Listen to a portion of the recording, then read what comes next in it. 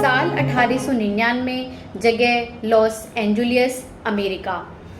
एक बार अमेरिकी ने स्वामी जी से प्रश्न पूछा, हाउ आर यू? तो स्वामी जी ने उत्तर दिया, मैं अच्छा हूँ।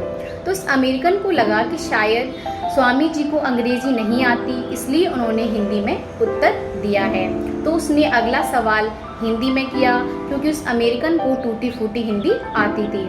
तो उसने अगला सवाल किया कि भारत से यहाँ आकर आपको कैसा लग रहा है। लेकिन इस बार स्वामी जी ने उत्तर अंग्रेजी में दिया, I am feeling good, your country is beautiful. तो उस अमेरिकन ने पूछा कि अभी जब मैंने आपसे अंग्रेजी में प्रश्न किया तो आपने हिंदी में उत्तर दिया, और जब मैंने आपसे हिंदी में प्रश्न पूछा तो आपने अंग्रेजी में उत्तर दिया। तो स्वामी जी ने बोला कि जब तुमने मेरे से अपनी मातृभाषा में बात की तो मैंने भी अपनी मातृभाषा में आपसे बात की, लेकिन जब तुमने मेरी मातृभाषा का सम्मान करते हुए बात की तो मैंने भी आपको तुम्हारी मातृभाषा का सम्मान करते हुए उत्तर दिया। इस बात को 123 साल हो गए, लेकिन स्वामी जी की कही बात को आज तक हम समझने में असमर्थ हैं। उनकी राजनीति का पहला षड्यंत्र यही है, हमें टुकड़ों में बांटना, धर्म के आधार पर, क्षेत्र के आधार पर और भाषाओं के आधार पर। जैसे एक स्कूल में, एक क्लास में बहुत सारे बच्चे हो जाते हैं तो उन्हें कंट्रोल करने के लिए section A, B, C, D बना दिया जाता है, क्योंकि वहाँ पर बच्चों को कंट्रोल करना आसान हो जाता है। लेकिन स्कूल तो ठीक है, लेकिन लोकतंत्र में सेक्शन में बांटना गलत है।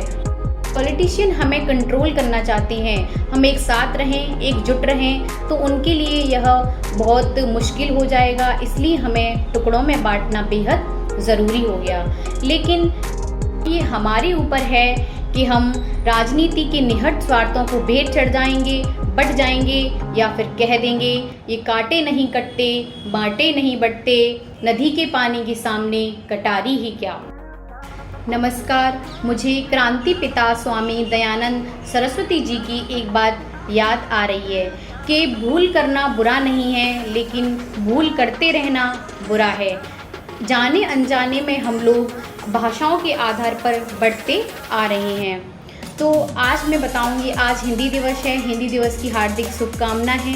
मैं हिंदी को आपको माँ हिंदी की बेटी मानती हूँ। जो सम्मान मेरे मन में मातृभूमि के लिए है, माँ के लिए है, वही सम्मान मेरे मन में मातृभाषा के लिए भी है।